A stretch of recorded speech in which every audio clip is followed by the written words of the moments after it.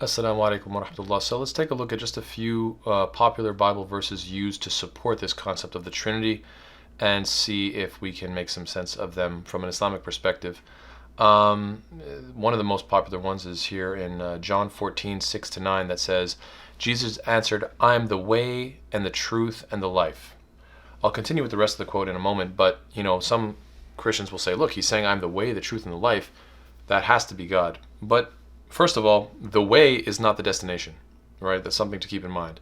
That when you're the way to something, that means you're not the destination, you are just the way, right? And so if Jesus is the way, like a prophet guides you to the destination, which is God, paradise, etc. So that's one thing. But in addition to that, you can say that all prophets, right? Let's say, for example, Moses. At the time of Moses, you'd have to follow his way. So he was the way. In order to be upon the truth, because he was the one delivering the truth, in order to gain eternal life. So his way and his teachings, that was the life. So if Moses were to say, I am the way, the truth, and the life, then that would be legitimate from that perspective. So there is a way to look at this verse and understand it. But furthermore, let's keep going. There's more to this. So it says, I am the way, the truth, and life. Then it says, no one comes to the Father except through me. If you really know me, you will know my Father as well. From now on, you do know him and have seen him. So, and then Philip said, Lord, show us the Father, and that will be enough for us. Jesus answered, don't you know me, Philip? Even after I've been among you such a long time, anyone who has seen me has seen the Father. How can you say, show us the Father? So Christians obviously use this and say, look, he's saying, you're looking at me. You're looking at me. If you've seen me, that means you're looking at the Father, right? So Christians say, look, he's clearly calling himself God. And I understand that, but if you take a look at the beginning portion of it, it says, if you really know me, you will know my Father. So it's not about looking at someone, it's about understanding the truth that they're coming with. And does it mean literally looking at me, or does it mean seeing the miracles that I come with to prove that I am a legitimate messenger of God? So that's the way the Muslim would interpret it. Now, if you think that's a bit of a stretch, no problem. Let's take a look at John 5:37 that says, and the Father who sent me has himself testified concerning me, you have never heard his voice nor seen his form. So if you want to take this as literal and say that no, Jesus was saying you're looking right at me, that means you're looking at God, then why was it the case that in John 5:37 he says you have never heard his voice, you've never heard the Father's voice, while he's saying this with his voice and saying nor have you seen his form, while people are literally looking right at him. So if you do take it from the literal perspective, then you have to acknowledge that he contradicted himself just prior to that. Furthermore, this idea of God being in Jesus, like he is in me. Does this mean that the truth of God is in him? That's the way the Muslim would see it. That his faith, God, the faith of God, that the truth of God, this resides within the prophet and the believers. But that doesn't make you worthy of worship. And it seems that there are many different concepts in the Bible that support this. So, for example, it says, I will not leave you as orphans. I will come to you. Before long, the world will not see me anymore, but you will see me. Because I live, you also will live. On that day, you will realize that I am in my Father, and you are in me, and I am in you. So Jesus is talking to his disciples and saying that, the Father is in me, but I'm also in you, and you are also in me. Obviously, Christians don't worship the disciples and say that they're literal gods. So from that perspective, you can see that this is talking about faith. This is talking about the truth. This is talking about how it resides within the disciples the same way it resides in Jesus. This does not make him divine. I hope that's clear. Otherwise, you have to worship the disciples, which I don't think Christians do. Next one is in 1 John 4:16-17. This really makes it clear. It says, God is love. Whoever lives in love lives in God, and God in them. This is how love is made complete among us, so that we will have confidence on the day of judgment. In this world, we are like Jesus. So, this is a statement saying, look, anybody who has love has God within them. Does that mean that you worship people who are in love? The answer is obviously no. So again, this type of language is not claiming divinity. I hope that's clear. The next verse that I think is one of the most popular with regards to the divinity claim is John 10:30. I and the Father are one. Seems pretty straightforward, right? Jesus is saying, I and the Father are one. So now, of course, you could just point to all those verses that I mentioned that showed that he differentiates himself in terms of his glory, and in terms of his nature, and in terms of his knowledge, in terms of his goodness, and in terms of his, what else was it? Anyway, there's a whole list of them. So that could just be a contradiction. But let's say it's not a contradiction. Let's try to reconcile it. There is a way to reconcile it by just simply acknowledging that this is not literally one as from a divinity claim, but rather one in terms of message and truth. Let's take a look how that is the case. So if you read a little further, what does it say? I and the Father are one. Again, his Jewish opponents picked up stones to stone him, but Jesus said to them, I have shown you many good works from the Father. For which of these do you stone me?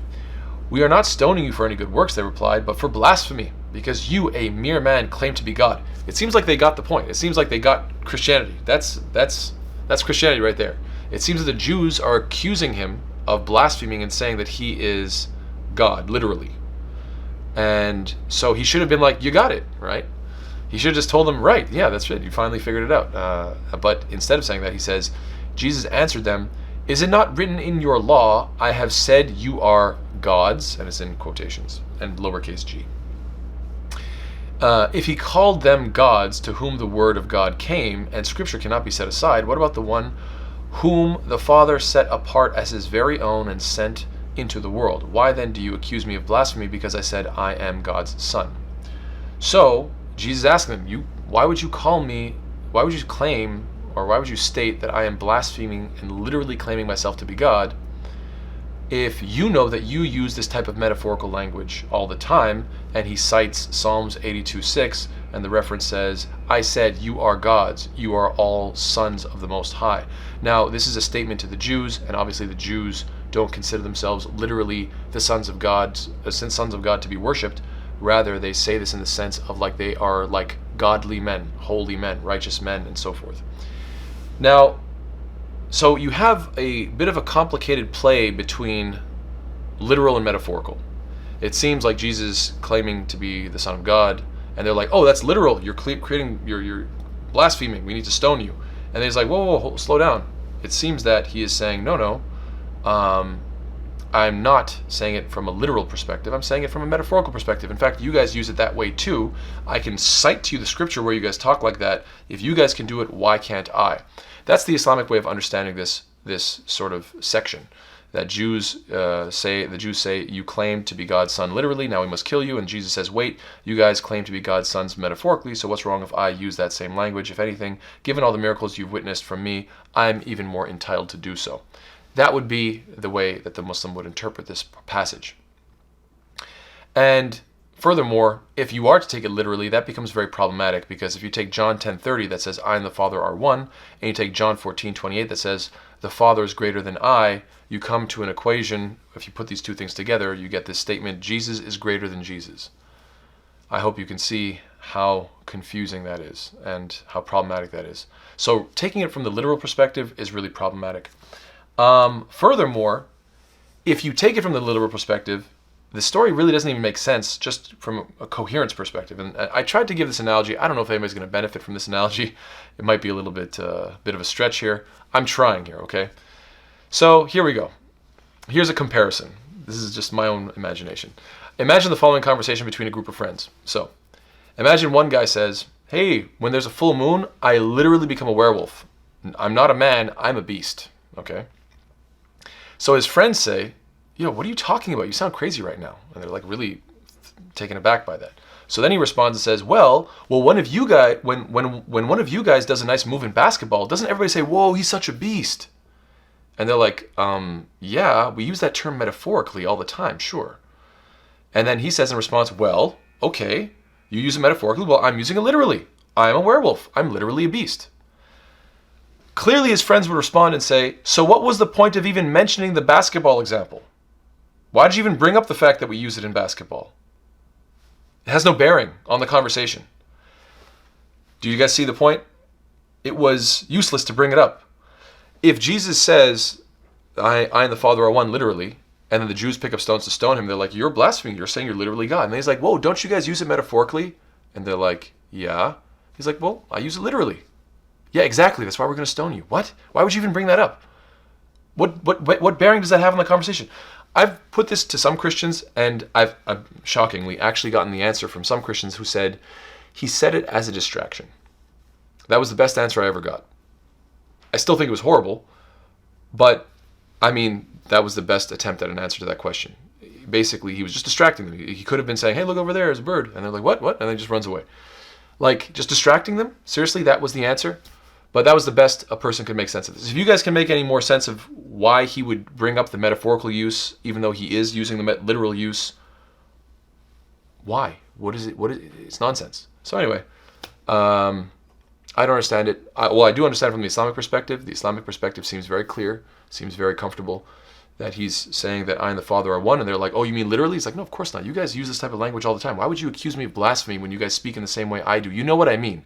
What I mean is that we are one in terms of one in message, one in terms of truth. I'm showing you miracles. You guys hear what I'm saying. You guys know what I'm speaking is the truth. So I'm on God's side, and God is on my side, and we're together. I'm his messenger. So anyway, that seems to be the Islamic perspective, and that seems to make the most sense. Otherwise, I literally can't make sense of the story. Take care. Assalamu alaikum.